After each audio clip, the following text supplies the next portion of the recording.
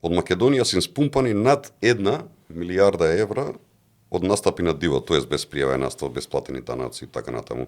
Па добро, тоа постоело од секогаш, дали од странство или од овде си ги викаат, доаѓаат, свираат пари на рака, тоа од секогаш постоело.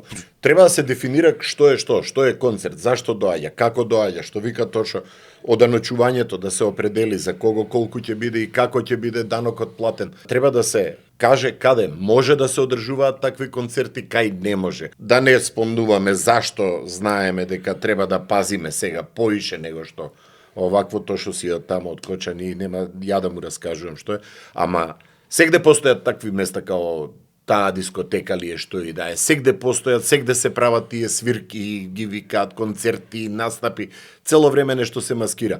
Па ако може некој да ја прави пин конференцијата по сите светски стандарди, ако може да се прават онакви големи фестивали као што се прават, по стандардите, да има полиција присуство, да има брза помош, да е све платено, подмирено, да се знае бројка на карти. У денешно време е лесно, преку систем се продаваат картите.